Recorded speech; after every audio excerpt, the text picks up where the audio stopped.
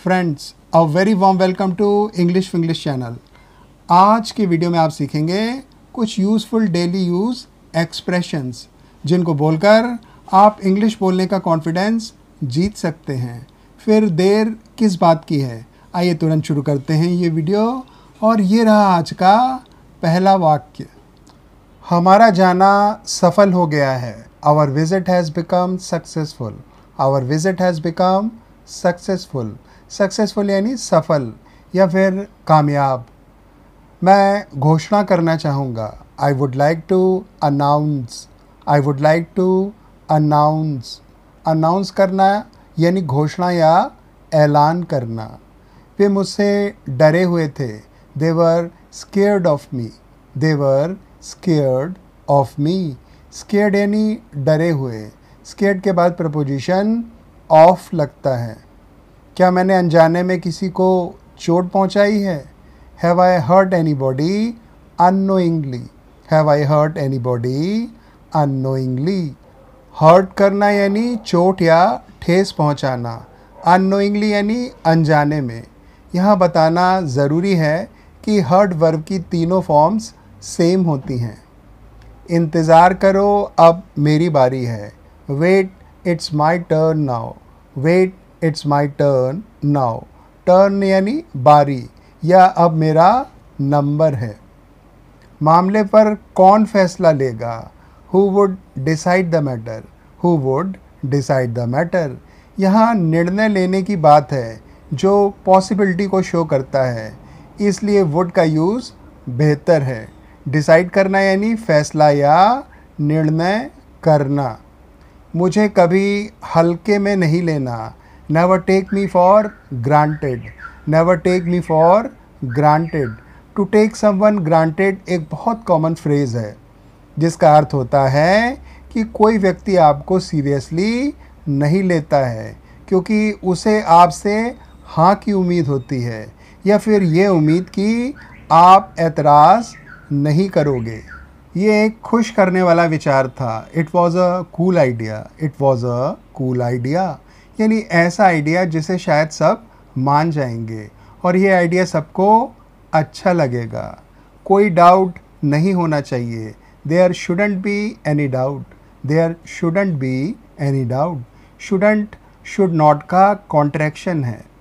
हमेशा एक डाउट था। There was always a doubt. There was always a doubt. अपने खर्च का ध्यान रखो। Be mindful of your expenditure. Be mindful of your expenditure.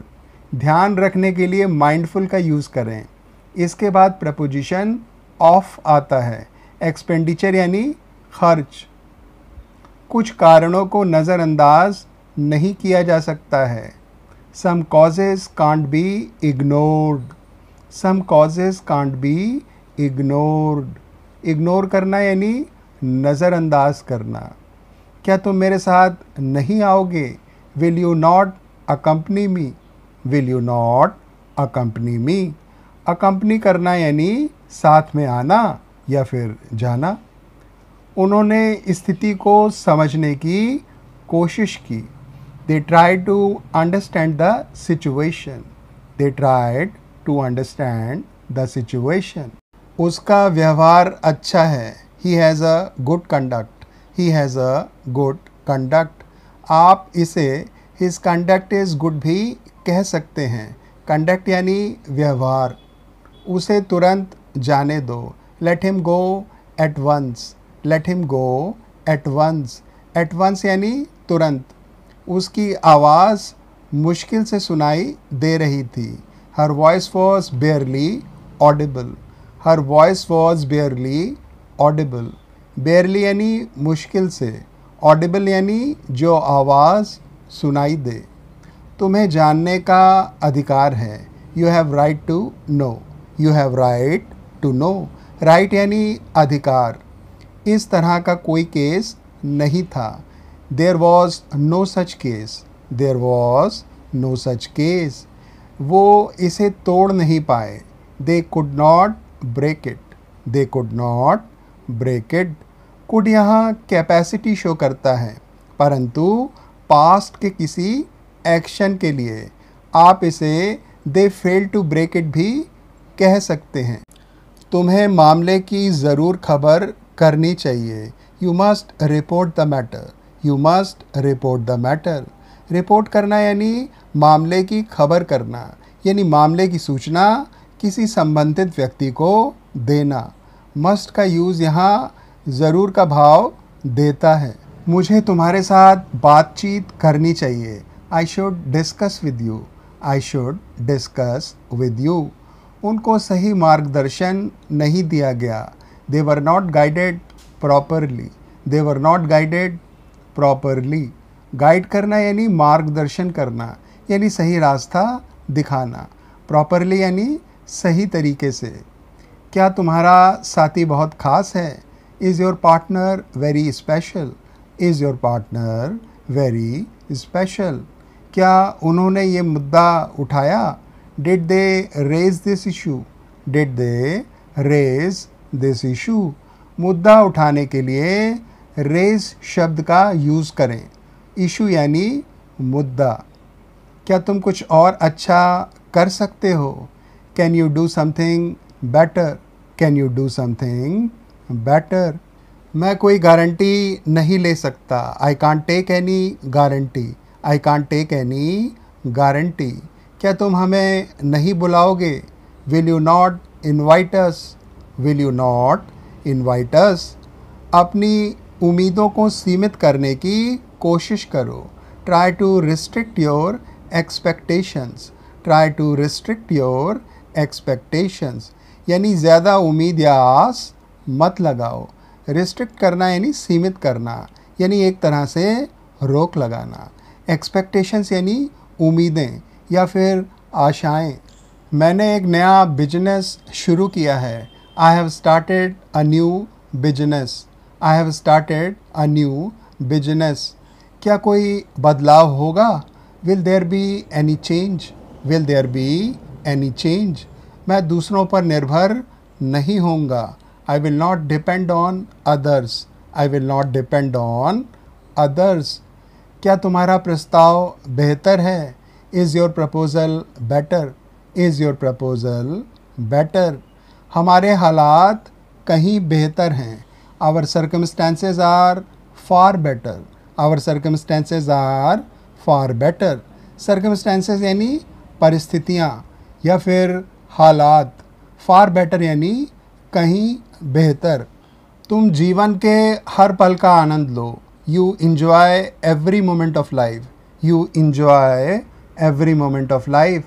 हर चुनौती का सामना डट कर करो। Take every challenge head on. Take every challenge head on. Head on यानी बिल्कुल डायरेक्ट, यानी डट के या आँखों में आंखें डालकर। चैलेंज यानी चुनौती। वैसे हेड ऑन का यूज़ एक्सीडेंट के लिए भी होता है, जब दो वाहन आमने सामने से टकरा जाते हैं। वह हमेशा शिकायत क्यों करता है? Why does he always complain? Why does he always complain? Complain करना यानी शिकायत करना। कंप्लेन एक वर्ब है। अगर इसमें हम टी लगा दें तो कंप्लेंट हो जाता है, जो कि नाउन है। आपके साथ को मैं नापसंद नहीं करता हूँ। I don't dislike your company. I don't dislike your company. Dislike करना यानी नापसंद करना। कंपनी यानी साथ। मैं बधाई देना चाहूँगा। I would like to congratulate. I would like to congratulate. Congratulate करना यानी बधाई देना। चाहूँगा के लिए वुड लाइक का यूज़ करें। कल सभी मौजूद नहीं थे। All were not present yesterday. All were not present yesterday. वे एक्शन लेने में असफल रहे। They fail to take action. They fail to take action. उनके चेहरों ने काफ़ी कुछ कहा। Their faces said a lot. Their faces said a lot यानी उनके चेहरों को देखकर उनके दिल या मन की बात समझ आ गई। उनके चेहरे मुस्कुराहटों से चमचमा रहे थे। Their faces were glowing with smiles. Their faces were glowing with smiles. To glow with smiles का अर्थ होता है मुस्कुराहटों से चमचमाना या फिर जगमगाना। वे हनीमून की तैयारी कर रहे हैं। They are planning for honeymoon. They are planning for honeymoon. अरे भाई अभी अभी शादी जो हुई है। कहानी बनाने से बचो। Avoid cooking up a story. Avoid cooking up a story. To cook up a story का अर्थ होता है मन गढ़ंत कहानी बनाना, जैसी क्रिमिनल्स क्राइम करने के बाद बनाते हैं। भीड़ का कोई चेहरा नहीं होता है। The crowd has no face. The crowd has no face. क्योंकि क्राउड में अक्सर लोग लगभग एक जैसा व्यवहार करते हैं। आसमान साफ रहेगा। The skies will stay clear. The skies will stay clear. यानी बारिश की कोई पॉसिबिलिटी नहीं है। यहाँ स्काईज प्लूरल में यूज़ होगा। स्टे क्लियर यानी साफ रहना। शादी में बहुत सारे समझौतों की ज़रूरत होती है। Marriage requires lots of compromises. Marriage requires lots of compromises. It's a fact.